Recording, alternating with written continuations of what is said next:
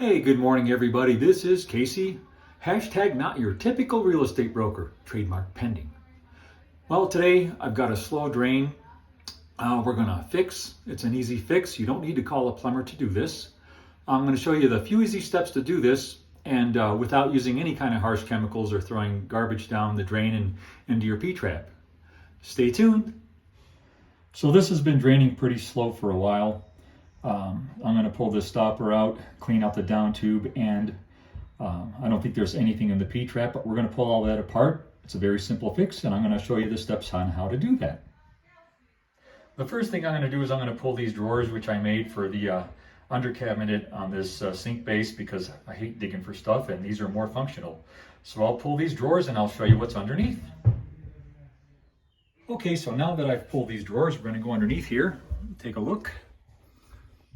So back here, right up there, is a nut, and you can hand tighten that. There's a nylon ball valve that holds the stem inside of that down tube that holds this stopper. I've already removed it, and you can see there's crap accumulated on that stopper, which will be cleaned up in a bucket. The next thing we're going to do, well, we can look down there, but it's not going to be able to see anything because it's so dark. Anyway, so we're going to come back down here after you've released this nut here, and I've already done that. You'll pull that back, and you'll see there's just a little bit of stuff on there, which we'll clean off with a rag. I'm going to put on some rubber gloves, and then we're going to disassemble this P-trap and this down tube here. And then we're going to run a brush, or I'll show you another way to do that, with a dowel and a rag. And we're going to clean all that out here in just a minute. So I've put the stopper in the bucket, which I have down here because that P-trap holds water. That's what keeps the sewer gas from coming up through the sewer line up into your bathroom or kitchen or wherever else there's a stopper or a P-trap. But I've got this brush. It has a flexible wire type of a handle, tapered end from small to big. This works really well too. You can run it up and down, rotate it, use a little soap and water, disinfect it, whatever you want to use, or you can use a dowel.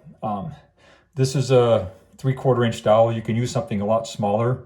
I like to use a little bit bigger, and then wet this rag, put it on the end of it, and you can run it down through here. There's not a lot of room here, as you can see. It's very tight. Typically, I usually have a smaller dowel, but I can't find any right now. So that's the other portion. You could do one of two ways. If you don't have one of these brushes, just get yourself actually just like a 1/2 inch dowel and a rag, and you can work it through there a couple times, and it will clean that whole tube out. So the next thing we're going to do, and these are all hand tightened. Let me turn this so the handle's out of the way. We're going to loosen this nut here so it's loose, and you can see here there is a nylon tapered washer which seals that joint, and we're going to take this one here, and you can see this is finger tight. It doesn't need to be that tight. So now we've got water accumulated in there, which is going to be caught in the bucket. We're going to pull that out. We're going to take this down, and you can see there's some deposits in there, and we're going to clean all that out. But we're just going to leave that in the bucket for now. Next thing we're going to do is run that, either that dowel with the rag, or I'm going to run that brush down through this tube from top to bottom. And it will clean all the other debris out, which will land in the bucket. So you can see the brush I've got down through here. Here's the tip, and here's all the debris that's accumulated on that brush. I use the brush instead of the rag because, one, it's much easier to clean, and I don't have to really wash it after I'm done with it. I can rinse this brush off with soap and water and let it dry, and it'll be fine for the next use. All right, now that I have all the parts clean, this piece here will attach back to the stopper there. It just screws on. It's easier to clean when it's taken apart. Some of them don't. That one does, which is nice. So we're going to come down here. We're going to put all that together. We've got this P-trap there. I still have to wipe down the little drift pin here that goes into the stopper. There's a little bit of gunk on there, but we'll clean that off with some tissue paper. That'll be good enough. And once we get this stuck back together, we'll test it, make sure everything is working fine, and move on. So now that this is reassembled, we're going to run this to the back. I usually run this to the back where that little stem will come through. So when you drop it down here, you make sure that's to the back. And it's going to drop all the way down, like it's fully closed, okay? When we get under there, I'm going to have to use both hands, so I'm not going to be able to video it. But I'll feel that pin go through that little hole, and then we're going to test it to make sure it's going up and down. So now remember, this P-trap only goes on one way, the same way it came off. So what you can do here, this nylon nut, you can see here, you can drop this back down, run that nylon nut up enough to where it's sitting up a little higher, like so. You'll run this back up here where it's snug, okay? You'll drop this nut down, and I'm gonna have to use both my hands, possibly. Let's see if I can do it with one hand. And again, you don't want to cross thread these. They're starting to cross thread. I might have to use both hands. Let me see.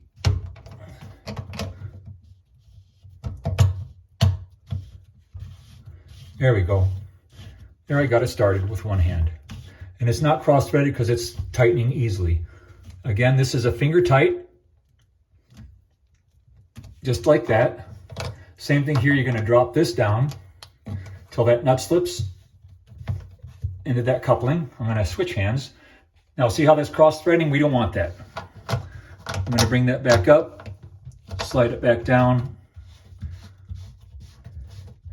And now it's going easily, and you can see it's not cross-threading, it's on there correct, okay? So, again, we're gonna tighten this down by hand, and that's that. The last step, pull the stopper, make sure that's sealed. You can turn on some water. This sink I'm not really nuts about. It's flat level. I'd rather have a round sink, but that's what came with this base cabinet. We're going to fill it up a ways. This doesn't have an overflow valve anywhere, so you don't ever want to leave your water running. We're going to let that run for a little bit.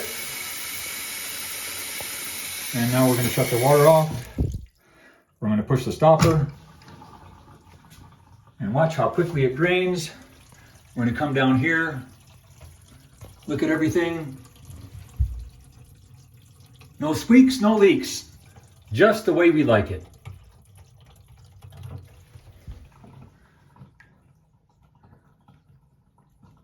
And it's going down very nicely. So this whole process takes roughly a total of about 30 minutes, depending on what you have underneath your sink base there. Your vanity cabinet. If you got to pull all that stuff out and put it all back, it might take a little longer, but the essential process of taking everything apart, cleaning it, putting it back together, roughly about 30 minutes. You're going to save yourself a plumber's call. I'm not sure what they're charging now for just a visit, probably between 90 and 120 bucks, plus the time they come to clean it and anything else they do. This allows you not to clean with or putting any kind of Drano or any kind of hazardous chemicals down your drain if it's not needed. Especially with Drano. The older houses that have cast iron pipes, what that Drano does, at some point it gets sediment deposited in somewhere along the pipe and creates a calcification, which again starts rusting that cast iron pipe, which starts a leak. And then that's got to be cut out and replaced with some kind of either PVC and rubber collars and hose clamps.